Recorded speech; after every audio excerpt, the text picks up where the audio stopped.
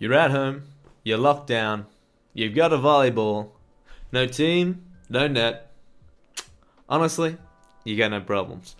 Let me show you a few little things you can do around the house to let you practice getting better at volleyball. Let's go. Now, if you're outside socializing, maybe you should get home to utilize this time to specialize and demonetize? Oh, I don't know.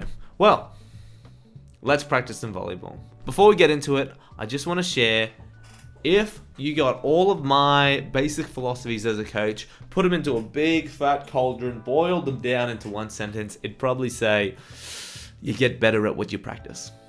Now, what that means is, you're practicing things all the time, even if you don't know it. You're practicing really everything. I'm practicing how to talk in front of a camera without feeling weird. Am I getting better at it? A little bit. You're probably practicing watching YouTube. Are you getting better at it? Yeah, probably. But it also goes for other things. If you're practicing volleyball, what do you need? You need a volleyball. You need a net. You need a team. And sometimes, most often, you need a coach. Do I have all of those things at the moment, or do you? Probably not. Can you still get better and practice volleyball? Yes, you can. Let's practice really basic fundamentals.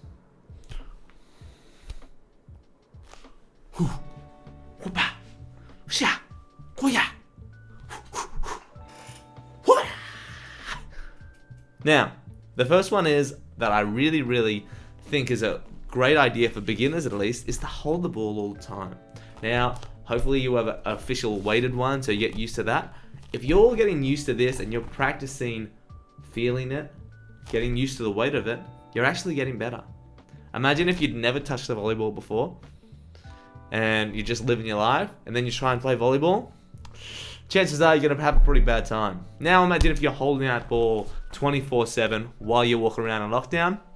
You might have a better understanding of how this ball works, how it moves, and so on. Next really simple thing is to just dig it around on your hands. Now I'm in my room, I've got my super soft rover on, and my track pants. I've got my Birks, arch support, am I right? Yeah, flexible. Now all I'm doing, really simple, it may not be super effective, but it is the same thing. You're getting familiar with the weight of the ball. Now I'm just going to be bopping around on my fist. Woo! You get an understanding of how that ball reacts with different things, and so on. Another really good one to do is both hands. I really want to train people that have a good understanding with both hands, because if I compare this right hand, not bad, understand it, yeah, to my left hand, uh-oh. Guess what I need to practice to get better at? Control my left hand. Now you see I've put my sleeves up of my soft robe. Whoa. And something people practice bouncing around your fist, sort of effective at getting familiar with it, but not too effective. You don't really dig with your fists, do you? You really dig with your forearms. So something to do as well is, oh yeah, check that. Forearm power, both hands, let me see. Bang, done. Practice that around the house. Honestly, it's pretty challenging. Now, the intention out of this, really important word, intention out of this is getting familiar with the ball. Is this going to make you a rock star, superstar volleyballer? Probably not. Is it going to get you more familiar with the ball and understand how that affects your body? Yeah, you're probably going to get a little bit better at that. Now, on the other side, if you don't practice with it, see you later. What are you going to get better at? You're probably not going to get better at much.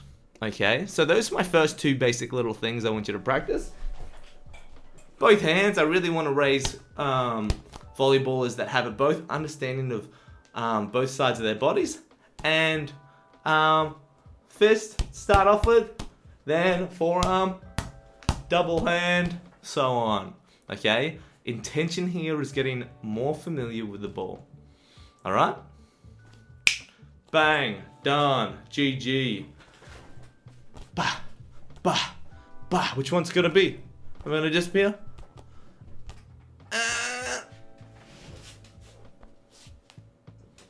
Boing. Alright, let's get back. One really, really big thing I want you to get out of this is the effectiveness and the efficiency of practice. Now, obviously, if you're on a volleyball court with a volleyball net, with a team, with a coach, your effectiveness and your efficiency of learning is probably going to be max level, yeah? You're going to be all the way up learning as much as you can. But if you're just at home with a volleyball and you're practicing those different little motions, it's probably not going to be as efficient. It's probably going to be down here. But if you don't do anything, you're probably going to look like this. And you're going to be praying, dear God, why didn't I practice when I was at home when someone's serving at you? Yeah? Yeah? Yeah.